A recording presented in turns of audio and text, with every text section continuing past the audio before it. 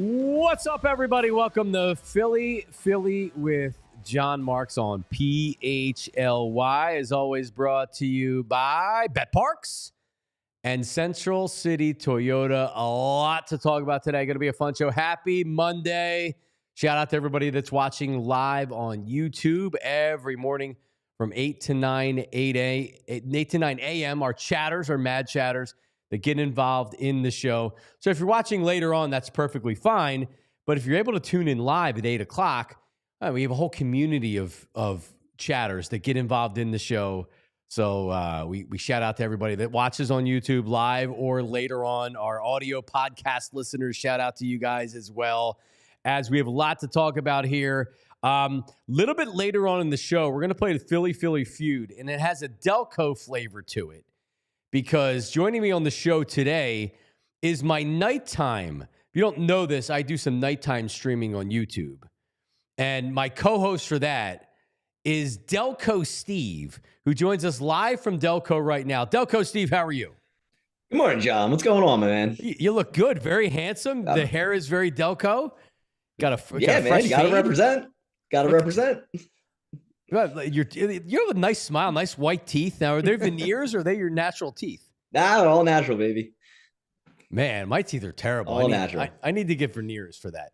Tyler Zuli's with us as well this morning. Keith Pompey is going to join us coming up at about 20 minutes from now, as there's a lot going on with Joel Embiid that we'll get to right now.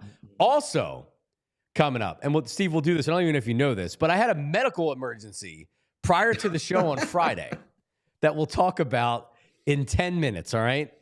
So don't go anywhere. I thought I was going to die. Poor Tyler. I don't know what Tyler was thinking. Poor Tyler had to deal with it. So we'll discuss what happened here on Friday shortly before going on the air in about 10 minutes. Delco, Steve, give me a second because I have something on Joel Embiid, and I'll let you guys pop on and you can give your opinions as well on everything that's going on. So Joel Embiid, the 76ers lost to the Nets on Saturday night, and it was a great loss because it now means that the 76ers are all alone with the sixth worst record in the NBA. The Sixers' first-round draft pick this year is top 6 protected.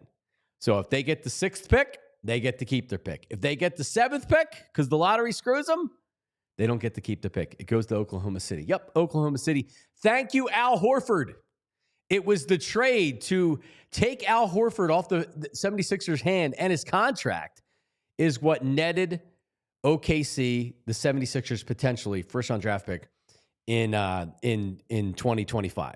So if the Sixers have the 6th worst pick, they get to keep it. And it was a good loss. Joel Embiid was playing, and he didn't play the fourth quarter.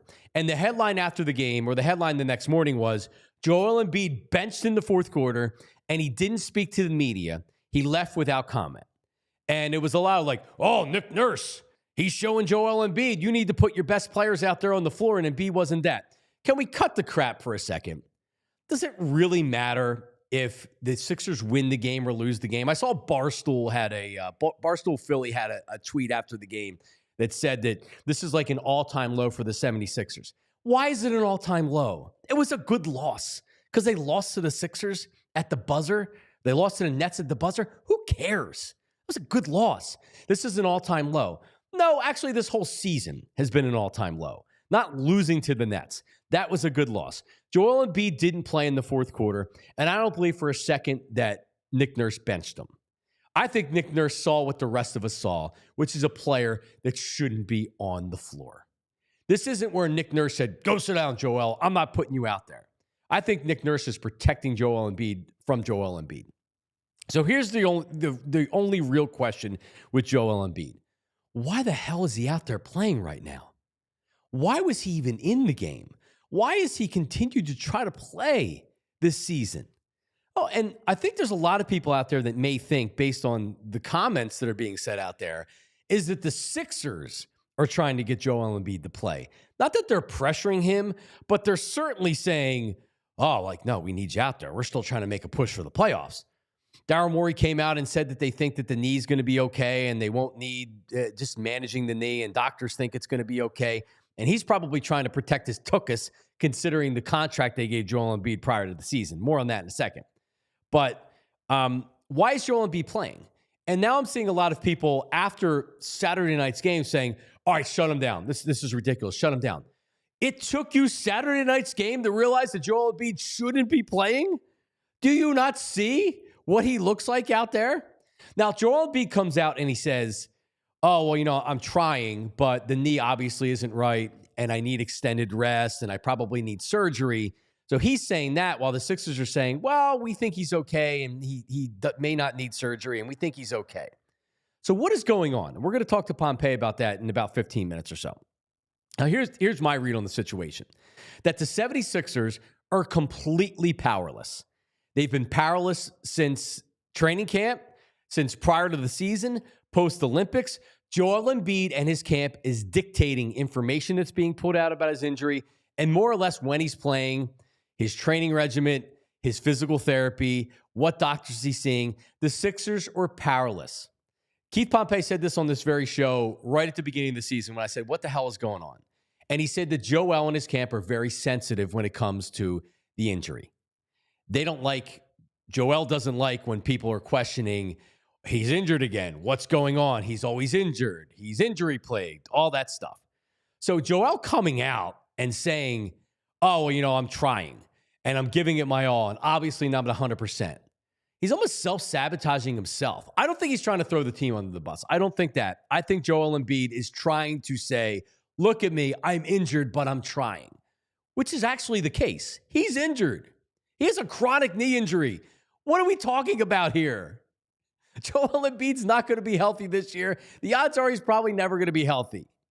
Can he manage it to where you can play 40, 50 games a year? Okay, maybe. All right, maybe. But this is a 7'2" big man that has a chronic knee condition that's had an issue and multiple surgeries with this same knee. And the likelihood is that he's never going to be 100%, 90%, 80%, 70%. And you know what? If he can be 60% or 70% and play 50 games a year, I guess that's what the 76ers are going to have to do. Because here's the reality of the situation. For all the people out there that are going to say, oh, now it's time to trade Joel Embiid. Let's trade Joel Embiid. I don't disagree. And I've been in the trade Embiid camp now for pretty much for this season, right? After this year, Joel Embiid is owed $248 million over the next 4 seasons. $55 million next year, $59.5 million the year after that, $64.3 million. And then in the final year of his contract, in the year 28 and 29, he is owed $69 million. All right? The contract's fully guaranteed. This is the NBA. What team is going to trade for Joel Embiid, as talented as he is, and he's as talented as a player I've ever seen in this city in any sport? He is. What team is going to pay a bounty, is going to say, yeah, sure, we'd love to have Joel Embiid. Here's this great player. Here's this great young player. Here's multiple first-round draft picks. Here's this. Here's that. Here's the answer. They're not. If you want to get rid of this contract and start over, okay, you may get crappy contracts in return, but you're not going to be able to trade him this offseason. The 76ers are going to have to run this back. They're going to have to try to manage the injury. He's most likely going to have surgery. Shams came out finally and said, yeah, the Sixers and Embiid, they're now going to look at it, and he's going to get additional testing and all this other stuff because he keeps getting swelling in his knee. Yeah, no crap. He's been saying he needs surgery for the last couple of weeks, but he's been trying to play through it, right? So Embiid's body's breaking down. He's making a ton of money here. What team's trading for him? No one's going to trade for him. You're not getting anything for him. The Sixers aren't trading him for 2 future first-round draft picks and then a bunch of garbage contracts. And honestly, I don't know what team's trading for Joel Embiid with that amount of money left. Now, if he comes back and he looks like the knee injuries are past him, then you could probably find a trade partner. But why would you want to trade him at that point? Other than just to move on because it's time to move on. So Joel Embiid is going nowhere. Joel Embiid is obviously injured. And this is really, really bad because it puts the 76ers behind the 8 ball. They have Paul George, who's owed a ton of money. He looks like a freaking old man. And you have Joel Embiid that's taking up like 35 or 40% of the cap, making a ton of money. So what are you going to do? You know what you're going to do? You're not going to care. Because that's pretty much where I am right now. I'm not angry at Joel Embiid. He's injured. Do I like the way that Joel Embiid is more or less like dictating terms on the injuries and trying to play through it and putting it out there so it looks like that he's trying to battle through the injuries and maybe it looks like that the team is forcing him to play? I don't particularly like any of that. The dude's injured. He's got a chronic knee injury, 7'2". These don't get better, folks. These injuries don't get better. This isn't an ACL tear where the guy's going to go hit rehab and go to physical therapy for 6 months and boom, he's going to be back. This is something that's going to be with him for the rest of his career. And he's not 26 and 27. He's going to be 31 next month. So good freaking luck with Joel Embiid and the 76ers stuff. Man, just lose. Shut him down. Shut Paul George down. Shut Maxey down. Shut everybody down. Shut him down. Shut him down, as Public Enemy once said. Shut him down. Shut him down. Shut him down. Shut him down. This portion of the show brought to you by Glatt Hair Restoration. GlattsHairMM.com. 610-980-4000. As we welcome in. So, by the way, sorry to just throw this up for you, John. This is the latest. This is from Kyle Neubeck's article that just dropped on allphly.com. Yes. Kind of a timeline, if you will, for Joel Embiid. So the timeline's not like super out of the ordinary, right? It's basically, Kyle said basically there was evaluation points before he suffered the injury last January at the end of the season, before he signed his contract extension. Nothing really new there. But the one thing that I think that a lot of people are having, this is where the debate starts to lie, is what was the exact consensus? And Kyle puts out the evaluation. The consensus was optimism within a range of outcomes. Most notably, the Sixers and Embiid were told this wasn't a situation that required further surgery. So they basically tried to weigh the outcomes and said, what's it like to just go play? What's it like to rest and then go play? What's it like to get the meniscus totally repaired? And so they were weighing all of the outcomes. And the one piece in here that I thought was interesting was this final bar. It says, during the same period, doctors provided Embiid with a range of options to either supplement the, quote, get reps prescription or provide an alternative to the path. In the short term, the team and Embiid ultimately went with the least invasive, lowest risk option to help with the recovery. So he added some vitamins and supplements and things like that. He gets regular injections and making tweaks in his diet and things along that nature. But basically, he was told that the options that Embiid has turned to are the ones that have no downside, but they also seem to have the most cap of an upside. And so Kyle puts, but the path has resulted in what we can all see: stagnation at best and regression at worst. Right. So now they'll do surgeries and they'll hope that surgery's doing it. And by the way, I don't blame him for not wanting to have surgery if they say like, hey, listen, we can try this. I mean, the bigger question is why the hell did the 76ers sign him to that max contract extension when they didn't need to? Right? They could have waited. They didn't need to do it. But I guess this is like, if we're going to win, we're going to win with this. Daryl Morey's pot committed until he's gone, and he'll be gone at some point soon. He'll be gone. But he's pot committed. Hey, we have Joel Embiid. If I'm going to win anything, if I'm going to win a championship, we're going to add Paul George. We're going to have Joel Embiid. We're going to do this. We're going to do that. Delco Steve rejoins us here live from Delaware County. Delco Steve, we talk a lot about the 76ers on the nighttime show. We talk about the 76ers here as well. And it's never in positive terms. It's never in glowing terms. And I'm just like, I don't want to come in here and be mad. I'm not going to be mad anymore about this. I'm not. It's just like, the reality is he's injured. He's been injured. It feels like Embiid is the one that's trying to push this through, almost making himself look good. And it's not going to be good. This is not good. None of this is good, Delco Steve. Yeah, I mean, I've been apathetic with this team for months now. It is what it is. It's when Joel's only playing 3 out of 5 games, 2 out of 5 games. You can't really expect anything from him. It's, all right, yeah, you get the flash, you get the good game where he drops 25 rebounds, but how can you expect him to sustain that for any period going forward when he can't play 5 consecutive games? Like, we're on a 6-game losing streak. You would expect him to be able to step in and get a win and then hopefully build on that if you expect this team to make a push for the playoffs. Yep. Yeah, he can't build on it. He scores 31. He looks like the Embiid, the MVP Embiid that led the league in scoring twice. It's an MVP. And then he looked like he looked on Saturday night, which I felt bad for him. Yep. It was hard to watch. It was hard to watch. I checked in. I'm just like, Jesus Christ, is this really happening right now? Wow. Well, I expected him to come out of the gate hot against the Nets because he always seems to play well against them. They don't have anyone that can defend him. And after the first quarter, and you see Maxey kind of take over, and they're down, and Embiid's not doing anything, and it's like, oh, this doesn't look good like whatsoever. Yeah, and someone just had a comment that Morey's got 3 more years. He might be under contract for 3 more years. There's already a lot of rumors that they're looking elsewhere and they might whack him. Not that they might whack him, but there's talk out there that the former Golden State Warrior executive is a guy that has a relationship with Josh Harris and he can come in. So Morey's not going to. If the Sixers stink and this whole thing blows up in his face, you think Morey's going to stick around to clean it up? I mean, maybe. I'd bet against No, he thinks that. he's a championship builder. Yep, who's never He has never built a championship. Exactly. Yep. He stinks. This team's went so far backwards. I remember, like when Brett Brown was here, I longed for the Brett Brown days. Here's the reality: the Sixers championship window, and this isn't breaking news. It's closed.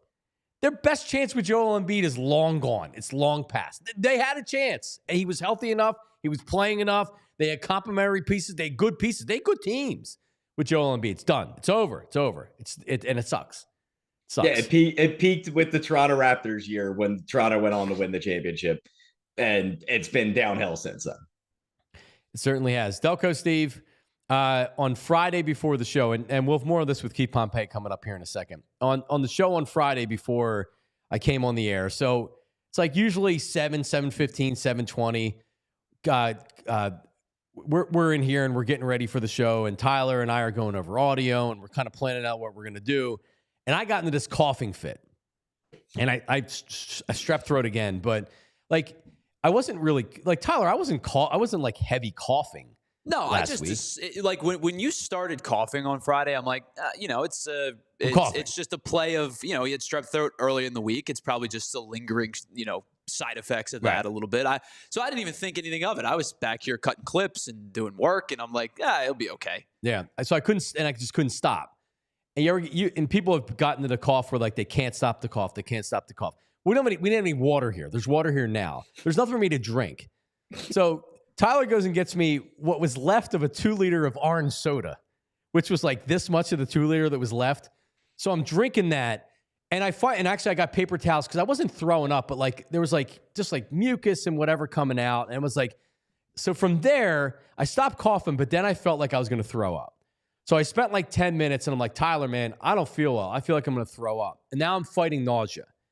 And I'm like, man, like I feel like I'm going to throw up. So then like I started kind of bugging out because I'm like, am I all right? And so now I'm like, go from feeling like I'm going to throw up to feeling I'm going to pass out. So what was it, like 7:30? And I'm like, Tyler, man, I don't feel well. I feel like I'm going to pass out. So now I'm like wandering around, like trying not to pass out. And I end up on the couch out there. And I'm like, Tyler, man, I feel like I'm going to pass out. I remember Tyler saying, do you want me to call somebody? And I told him, yeah. And he's like, do you want me to call 911? And I'm like, that's what I meant when I said yeah. And I'm like, hang on a second. And I'm like, no, don't call 911. And I'm like, so, I mean, Tyler, like it took maybe like 10 or 15 minutes from there to where I was actually like, not normal, but like I wasn't passing out anymore. Yeah, I think that like 15-minute window was the window of where I'm like, I'm seriously concerned for your health. We thought I was having a heart attack. So I was like, do you want me to call 911? Do you want me to call your wife, let her know like what's happening, just to give her an update? You're like, no, wait, hold on, just like let me sit for a couple minutes. Definitely don't call my wife. To call 911. Definitely don't call my wife right now. That's not a good idea. So long story short, I had a friggin' panic attack, man. I had a Tony Soprano panic attack. I thought about it like when I was laying on the couch and I brought up Tony Soprano because then I Googled it afterwards. I had a panic attack. I started bugging out that something was wrong, and I couldn't get it out of my head. And I was like, I remember kept saying like, Marks, you're fine. Like, you're fine. Everything's fine. There's not like you're fine. You're not going to throw up. You're not going to pass out. You're fine. And I end up friggin' having a panic attack. And I thought I was going to die. I did. I thought I was going to die. So needless to say, we took it up until at like 8:30. I was like, I think I can go on the air. And I'm talking to Anthony. I'm talking to the cousin. The cousin's like, yo, I'm on the air in a half hour. He's like, no, don't go on the air. Stop. It's like, no, you don't have to go on the air. I'm on the air in a half hour. It's fine. You're good. So I'm like, all right. So yeah, so that's what That's what happened. And man, it was a rough rest of the day because your cortisol levels and your adrenaline goes so high during those things. But I've never had a panic attack before. I've had anxiety before, so I am mental. But like I've never had that before, man. I thought I was gonna die. So I'm glad I didn't. So I'm okay, Delco Steve. That's all that matters. But yeah, the panic attacks are nuts, man. I've had 2 in my life, and I don't wish it on my worst enemy. Yeah, I thought I remember like because I said Tyler, did I say to you like I don't think I'm having a heart attack because you said like, well, that's my concern. You're having a heart attack. So now that I know that you're healthy and okay, that was my initial concern was that you were having a heart attack, and I'm like, I am not Poor Tyler. medically equipped. And it was just me and you. We're the only 2 people. We're the only 2 people here. No, like literally, Tyler's like, we could literally die. There's no water. There's nobody here. We have no way of getting to anybody. We're kind of isolated. There's nothing in this neighborhood. You call 911 in Philadelphia, they may see you on Tuesday. You know what I mean? Like, who the hell knows? Yeah, you're not priority on that. That's for sure. All right. Well, listen, Delco Steve, don't go anywhere because we're going to talk to Keith Pompey of the Inquirer coming up because he has really good insight. And here's the other thing: like, he knows what's going on to where. Like, he hears the whispers and he kind of like gets the inside of what's going on with Embiid. We'll talk to Keith coming up here. And then after that, we're going to play Philly Feud. It is the Eagles Delco baby name game is the category today. If somebody from Delco, like Delco Steve, was having a baby in the next 6 months, what Eagles-inspired baby name would they go with? The top 5 answers are on the board right now. Tyler and Delco Steve will play that. Keith Pompey coming up right after this. Don't go anywhere. Philly. John Marks. PHLY. All right. Listen, let's talk about TrueMark Financial. My guys, my ladies up there because Mary Ellen, the branch manager up at the Audubon location, Trooper Road, Donna, see them frequently. When you walk in the door, you feel like you're walking into a place you've been going for 10 or 15 years because a lot of the people have worked there together for 10 or 15 years. Donna and Mary Ellen have. So when you walk in there, you're dealing with family, and that's how you feel. So I have business checking. I have I have a savings account there.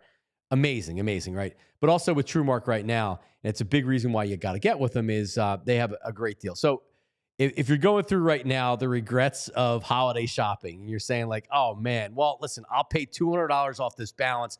And then you look at your interest and you're like, man, I barely paid any of the principal because I'm paying interest. Right now, TrueMark Financial is offering 0 interest on balance transfers for 12 months. 0 interest.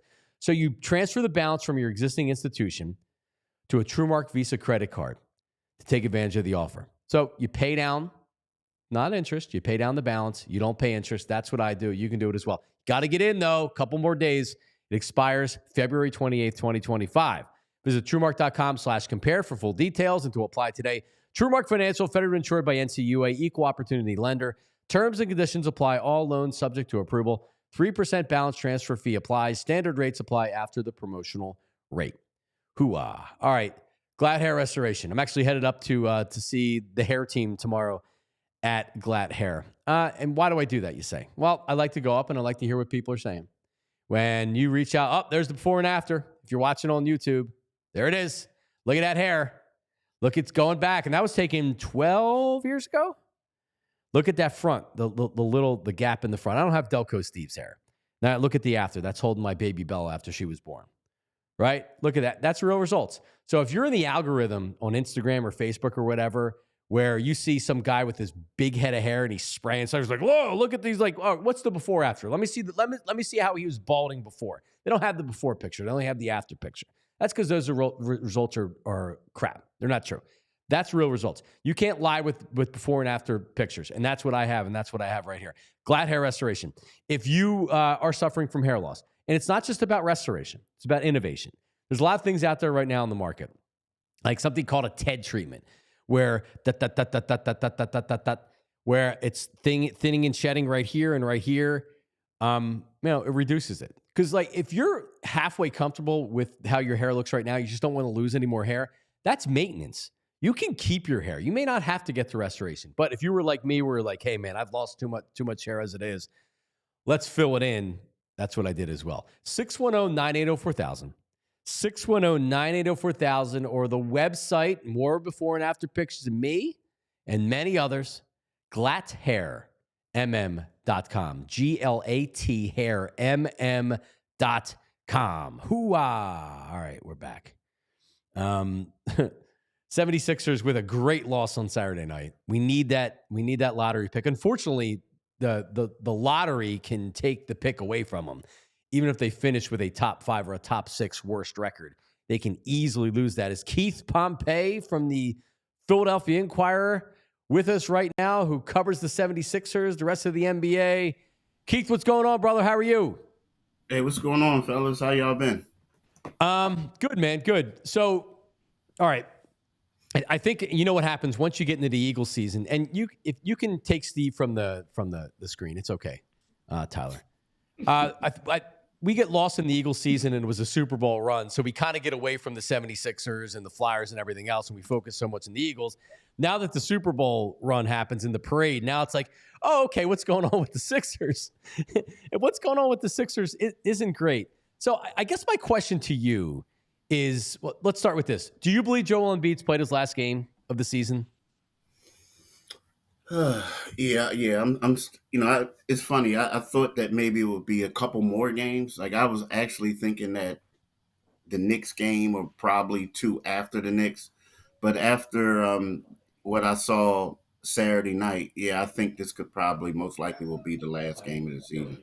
All right, so Keith, he's been saying, like Daryl Morey comes out and he's more or less saying like, yeah, we don't think the knee's a big deal and it can be managed and everything else. Then Embiid comes out, I think the next night or that night saying like, oh no, I need surgery. It's not good.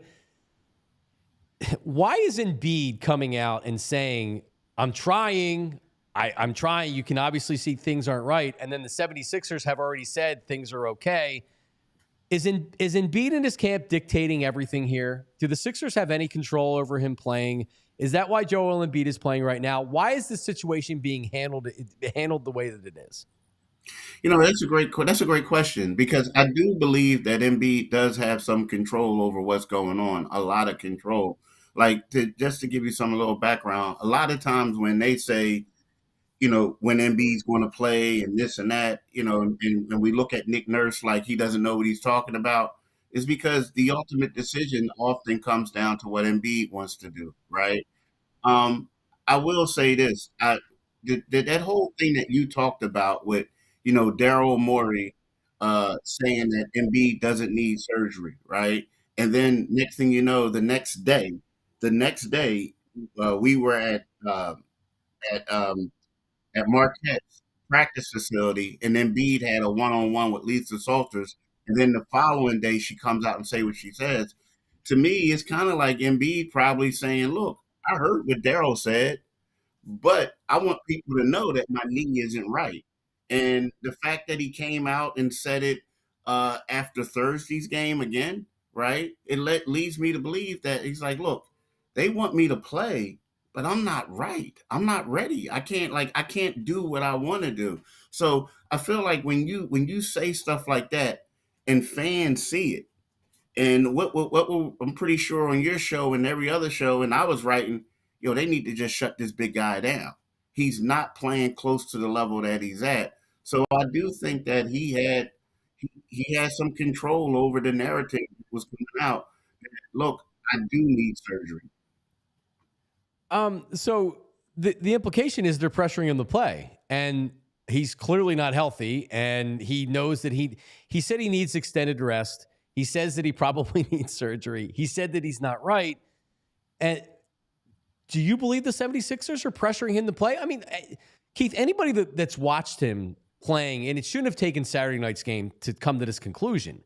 It's been my conclusion for I don't know how. I don't even remember when I said that he's not right. Shut him down. If you want to get him ready for next year, what are you doing? He needs something. Keith, he's a chronic knee condition. He's had 2 surgeries on that knee so far. He's out there flopping around. Do you think the Sixers are pressuring him to play? I don't think they're pressuring him to play. I don't think anyone can pressure him to play. Now here, this is what I think. So Joel Embiid, you got so right now, Joel Embiid the past 2 seasons was arguably he was the most unguardable player in the NBA, right? When healthy. Joel Embiid is used to dominating one-on-one battles, getting triple teams, being the guy. I don't know if they were forcing him to play, but what they wanted him to play, but he knew that he was playing at a level that he's unaccustomed to playing to. Instead of being the guy, he had to be more of a role player, setting screens, being a rim protector, while Tyrese Maxey and Paul George will probably provide most of the offense. So I feel like, it's hard for certain players, and not to say he wasn't being selfish or anything like that, or being jealous of teammates, because I don't want people to say that I'm saying that. But what it is he's used to playing at a certain standard, and this is way below his standard. But they're looking at him and seeing that his presence draws double teams. His presence also, he's the biggest thing on the court, to whereas they wanted him to play at a role that will enable them to continue to win. Because let's face it, he looked bad this last game, but he is the best rim protector on the team. So I don't think that it's one of those things like, are you injured or are you hurt? Can you suck it up? Can you be Willis Reed? Can you do a Willis Reed moment? Like everybody talks about, Willis Reed coming out and playing.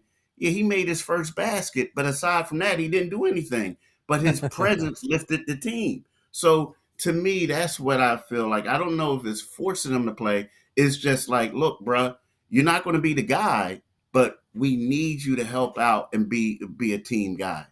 Right, nudging him to say like, hey, listen, just like 60% of you is better than no percent of you, right? But Keith, exactly. I think anybody. I mean, you've been covering this game for a long time. I've been watching the Sixers for a long time. This team, they weren't winning a championship this year. So even if they were able to be the 6th seed or the 5th seed, they go on a little bit of a run. Like you're putting him out there, and this is where I wonder where Morey is coming from, because this is going to blow up in his face. The Paul George contract looks horrible right now. Embiid, you just signed him to an extension. He's owed $248 million over the next 4 seasons. That looks problematic, to say the very least. So is he out there saying, yeah, well, nudge, nudge, nudge. Come on, like get out there, play a little bit. So if they make a little bit of a run, now you can sell that next year. Hey, listen, look, he wasn't healthy. We got him back out there. Paul George is good. You're selling the dreams of 25-26 season because they weren't winning anything this year. To me, it just didn't make any sense to force him out there if he wasn't 100% or even close to 100%, just to try to make the playoffs to win a round, maybe. Yeah, you're right. And also they got tricked. And what I mean by tricked is, when Maxey, when Paul George and Embiid were both out, they went on a 4-game winning streak. One of those victories were against the Cleveland Cavaliers, and the 2 losses were against Denver, close, and then the Boston Celtics.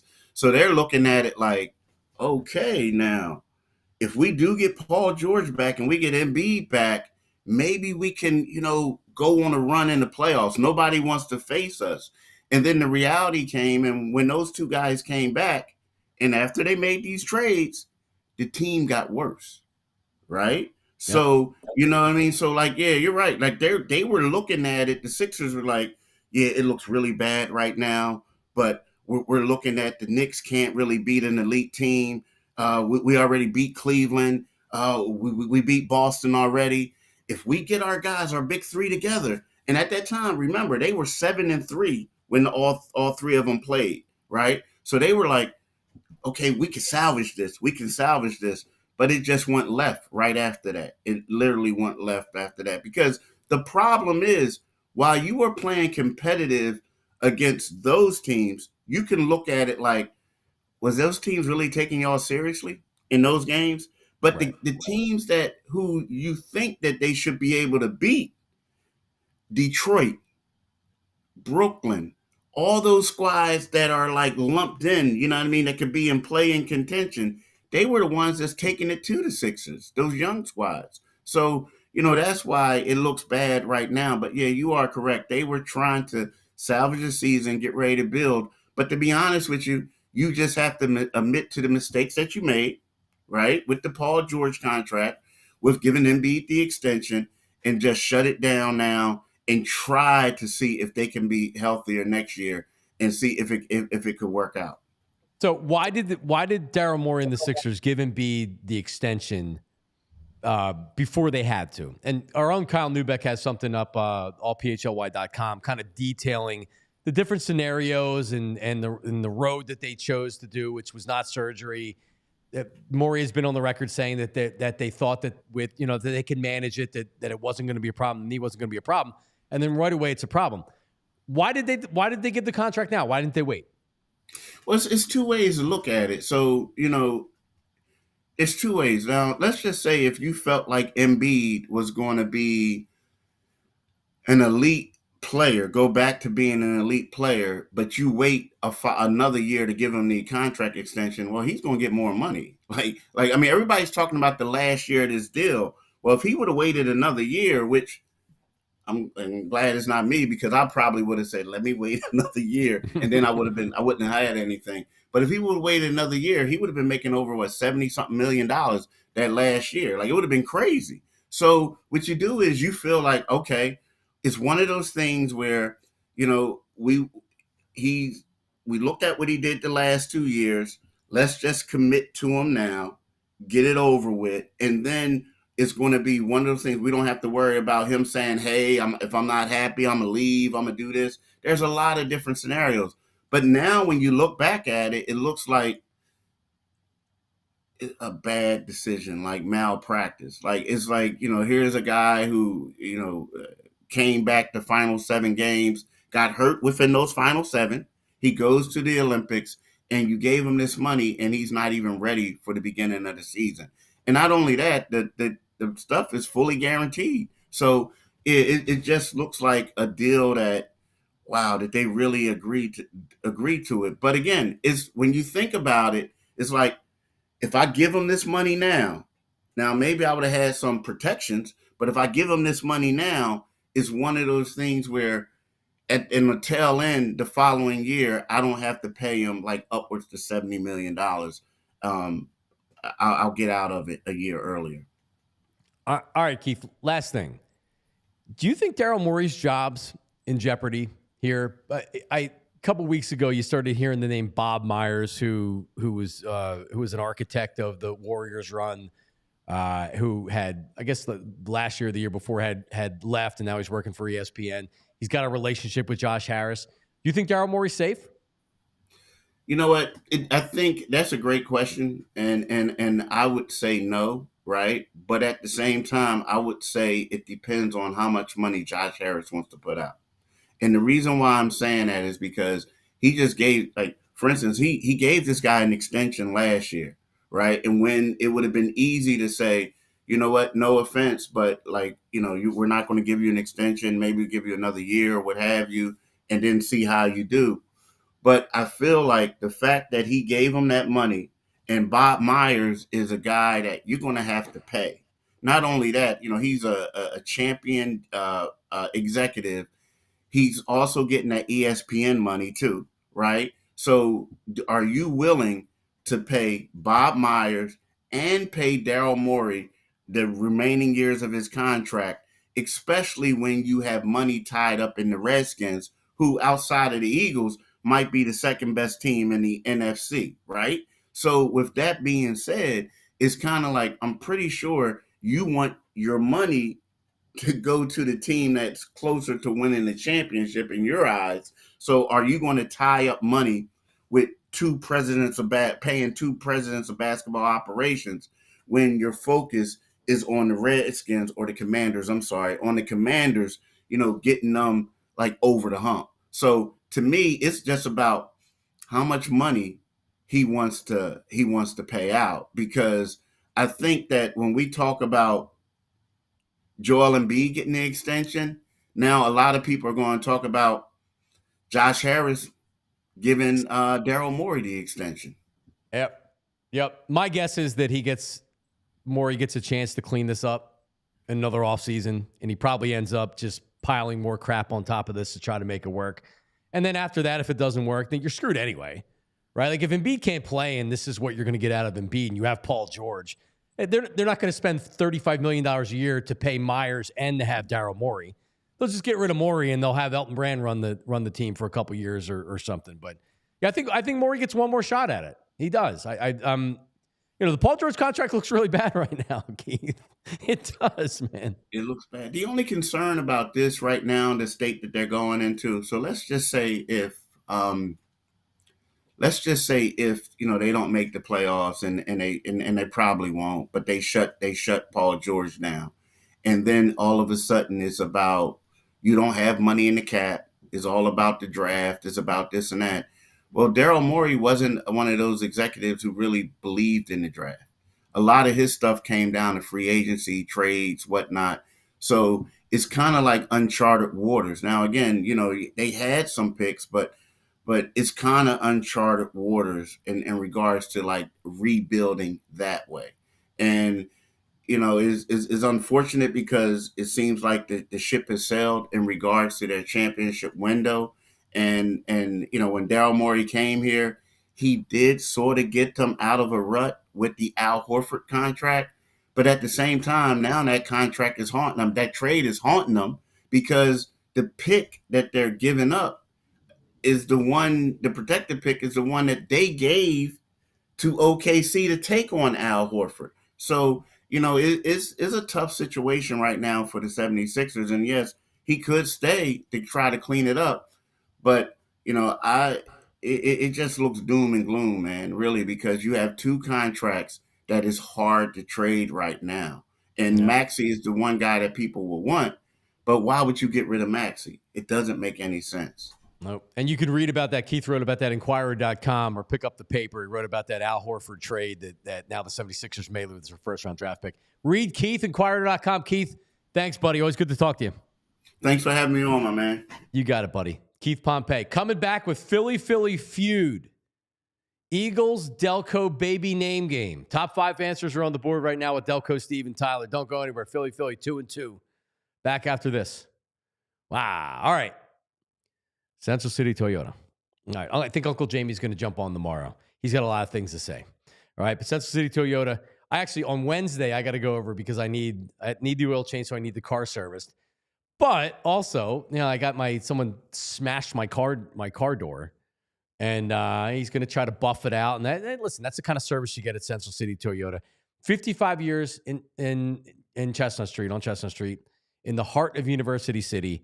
If you're looking for a new car, centralcitytoyota.com. If you're looking for a pre-owned, you're looking for a certified Toyota, centralcitytoyota.com. Their sister dealership, Ardmore Toyota. Again, you see all their inventory if you go to centralcitytoyota.com. Parts and service. Largest parts and service dealership in the entire city of Philadelphia. So you work in Center City like we do, all right? And the worst thing is on the weekend, you're taking up maybe half of your Saturday trying to get your car service, right? Take care of it during the week. Go to centralcitytoyota.com. Schedule an appointment. They'll come grab your car, take it back, service it, and then they'll drop it back off for you. It's like it never happened, except your car is now serviced. Voila. CentralCityToyota.com. Bust open the door and say, I want to talk to Uncle Jamie. He's the general manager of Central City Toyota. CentralCityToyota.com. All right, let's do it. Ace is the place for a guy like me that isn't very handy at doing anything. But that's why you got to get rid of them, right? Ace Hardware Home Services. Power of the Ace brand, striving to be the best, most trusted provider of home preservation services. AceHardwareHomeservices.com to get started on your next project. So, a wide range of residential maintenance, installation, and home repair services are available. That includes plumbing, heating, cooling, and electrical. Free estimates on equipment installation and replacement with trusted advisors and options that are best suited for your home and for your budget. And emergency services are available. So you're a weekend or it's at night, you're like, oh man, heater went, toilet's overflowing, whatever it is, Ace Hardware Home Services, service you can trust, satisfaction is guaranteed. They'll make it right no matter what. Visit AceHardwareHomeservices.com to get started on your next project. Hooah. All right, we're back. And Delco Steve's going to join us right now. I apologize. I have to clear I'm through the stage now. I have like this mucus buildup. Delco Steve, I have to blame the facilities here. I haven't had strep throat since I was probably like in middle school. And I started working here. I've had it 4 times since October. And this probably beer from isn't high happening. school and college, and it drove me crazy. 4 times in 1 year, brutal. Well, the strep's not even that bad. It's just, but yeah. So like my wife, when I told my wife, I'm like, yeah, I had He doesn't even believe you anymore. I had a panic attack, and she's like, you gotta stop drinking those energy drinks. And I'm like, oh no, these are fine. Drinking coffee and energy drinks. Tyler always said, like, Tyler, these are fine to drink 2 or 3 of these a day, right? And coffee. Yeah, like 1,000, 1,200 milligrams of caffeine. It's probably fine. Semantics, all good. And then at 10 o'clock at night when I'm on with Steve, I'm drinking coffee as well. So the caffeine never stops.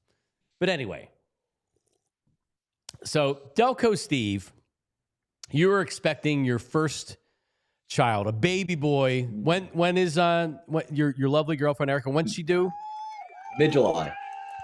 Mid-July. So we're coming up here. All right. So I have to figure, because this happened after the Phillies won the World Series in 2008.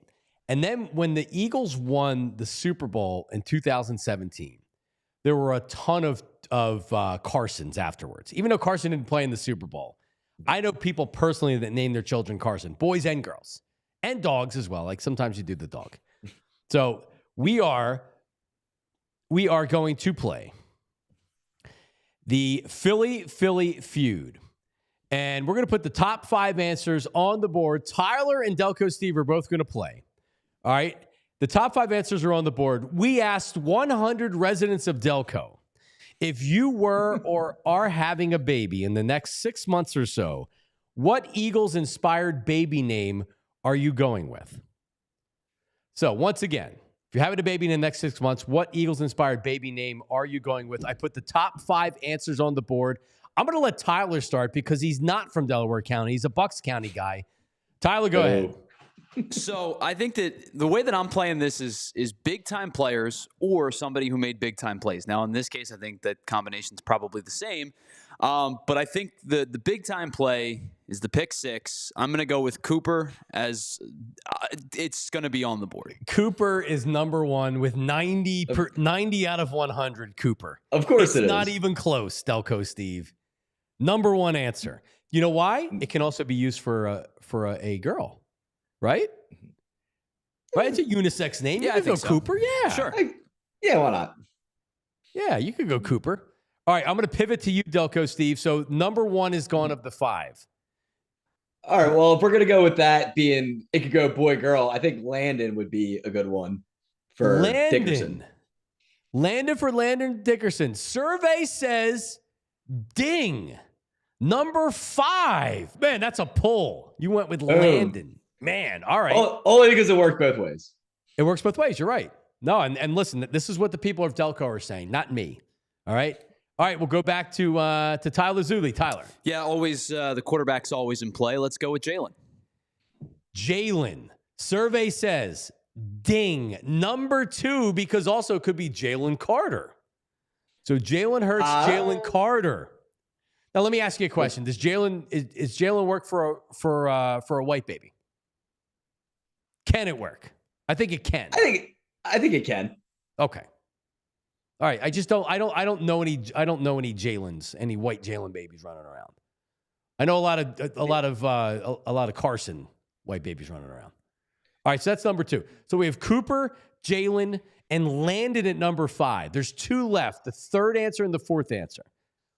Delco Steve. Well, so I was going to say Carter for my next guess, because that could work as a first name, but you kind of mashed it in there with Jalen. So I think I'm going to go Reed. Reed. Survey says Reed did not make the top 5 in Delaware County. All right, still 2 answers there, Tyler Zuli. So I have. Can I ask a caveat to a name? Sure. So AJ obviously is usually if you have like a letter name, it's usually like Anthony Jr. Yeah, well, whatever it might be. Does AJ count as like one name, or are we taking AJ Brown's true first, the A, and AJ Brown as an Arthur? Like, I get AJ did not make the list. I'll make it really easy for you. I was gonna go AJ. AJ would be my guess. So that will be my guess, just because I'm not gonna cheat. I'll say AJ. I know it's wrong, but that was my guess. Survey says, that's second strike for both of you guys. All right, so there's 2 answers left on the board. The third answer and the fourth answer. I want to say Saquon, but I feel like there's no way. Like you were talking about a bunch of white babies running around. I'll say it, Saquon. Good answer, but that is the third strike.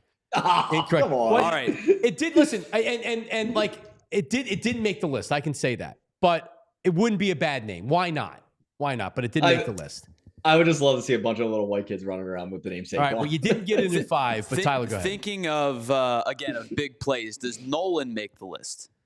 Nolan did not make the list. Now, I want to say this. It's not necessarily a player. Eagles inspired baby name. Delco Howie? Steve. So Howie was mentioned, but it did not make the list. Tyler, back to you. Nick or Nicholas? Nick, ding number 4 on the list, because you could also go Nicole on as a derivative of Nick. All right, so there's one more. It's the third most responses. Delco Steve. Jordan. No, I'm going to give Tyler the last call here, and then I'll start giving hints. I'm gonna keep going on the coach train. I'm curious. Does Kellen make the list? Kellen was mentioned but did not make the list, because that also could be unisex. Yes. Victoria Fangio also was mentioned but did not make the list. So instead of Victoria for Vic Fangio. How about somebody that's on the sidelines but isn't technically a coach? Oh, Big Tom. Mentioned by a lot of people, number 3 on the list. There you go. Never would have thought of that. Big Dom having kids named after him. So you can go Dominique as well. You could. What are some other ones that I had here? Barkley was mentioned for a dog, which is a whole nother category. DeJean. Delco DeJean. A lot of people are saying Delco DeJean would be a good answer. What do you think? I mean, you're a Delco guy. It's too much. It's too much for a first name. I agree. Like you could if it was just Gene, like you could just go Gene, like, and make it like a spin on that. But that's kind of like lame. It's a reach.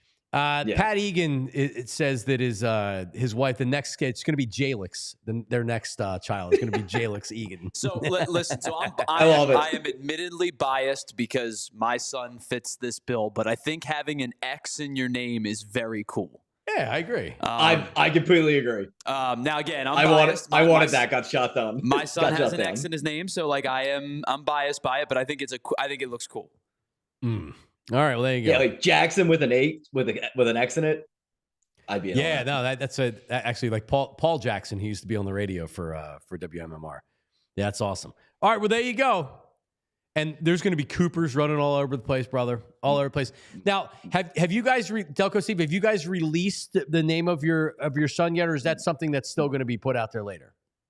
No, we're pretty certain we're going to go with Cooper. So we're going to be basic and go with the number 1 answer, because we had said Cooper was a name that we had agreed to like when we knew we were pregnant and didn't know if it was a boy or a girl. Like that was like one of the very first names that we both agreed on. And then obviously Super Bowl comes around.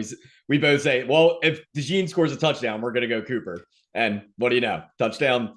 And hey, that's a great story that we can tell for the rest of our lives. The pick six in the Super Bowl just solidified it for so many people in Delaware County, including Delco Steve. I mean, 33 is my favorite number, so it's just meant to be. It really is. So I didn't think of that. Yeah. So just so people know, like Delco Steve obviously is a 4 for 4. Flyers are second on your list as far as teams, Delco Steve? Flyers are probably 1, but I don't want to admit that right now. All right, so they're 1. So you fit the criteria of being in Delaware County, being from Delco. They're 1. Yeah, probably. and your girlfriend, your baby mama, her family has Eagles season tickets. So she is just as much of a Eagles fan as you are. They're probably more diehards than I am. It's scary. And this is official. It's not just happens to be coincidence. It's Cooper. We like the name Cooper. Oh yeah, it's funny. We can name it specifically named after Cooper DeJean. Definitely. As of now, definitely. Yes. Oh man, That is awesome. So there you go. There you go. A lot of Coopers running around here. You actually had my buddy texting me during the segment here and was just like, why don't you just say my name? And I named my son after Carson Wentz because I named him after Carson Wentz. Kevin Key out there. Yes, you did name him after Carson Wentz. I know that you did. Not your dog, your son. And by the way, it's still a good name. Carson's a good name. Well, it's funny, John, because Carson was a name that my wife and I considered when my son was born. But obviously, he was born in 2024. Well, we're talking 6-7 years removed. And it was one of the few names that she and I were in agreement on. And it had nothing to do at this point with Carson Wentz. Obviously, you're far enough removed away. But it is funny. There are a lot of Carsons in that, like, probably 7 and younger age group where it's just nominally a lot of them are named after Carson Wentz. A lot of Chases that are like a lot of Chases. 17, 16 years old right now. I just realized that all these Philly guys that people get named after all start with C. Like, Chase, Cole, Carson, now Cooper. Oh, you know what? That's a great poll. Just connected those dots. Yeah, even if you named your kid Ryan, who would know Ryan, right? But Chase is, if you're like a 16-year-old, you're named after Chase Utley. If dad and mom are big Phillies fans. My mom, I say this all the time. My parents are dog breeders, and they had a litter of puppies that were named after the 2000. There was a Shane in there because it was a big litter. So yeah. All right. So if you have a dog, where are you going? See, that's where you can go Barkley, right? Yeah, Barkley that's a great name for a dog. Or Jalix. I agree with that as well. Or trying to think of another one that you could do. A Howie. You could do a Howie. Right?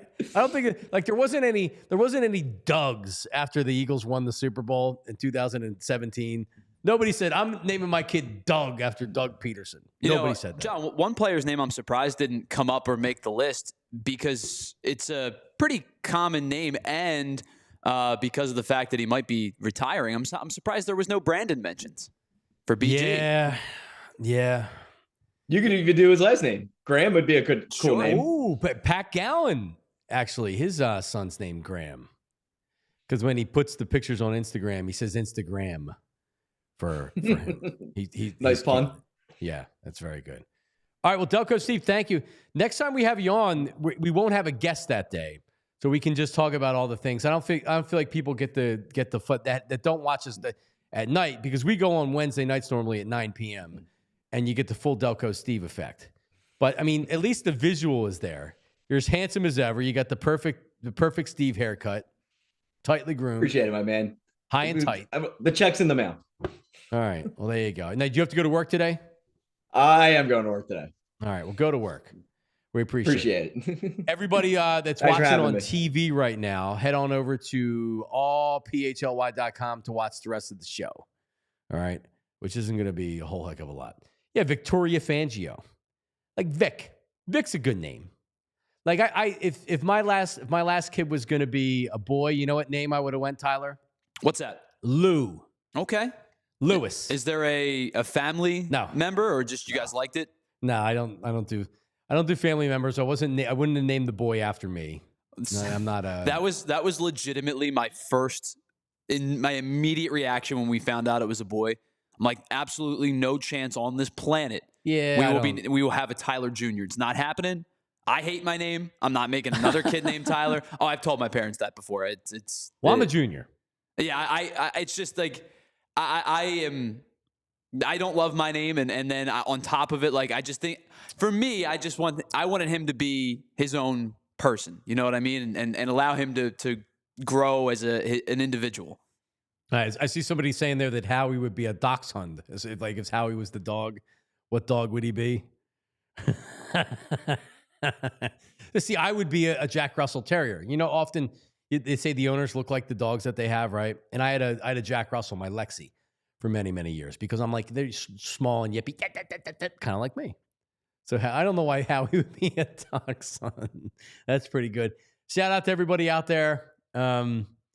Appreciate you tuning in. We'll be back tomorrow at 8 a.m. Remember, you can always get the podcast, the audio version of our podcast.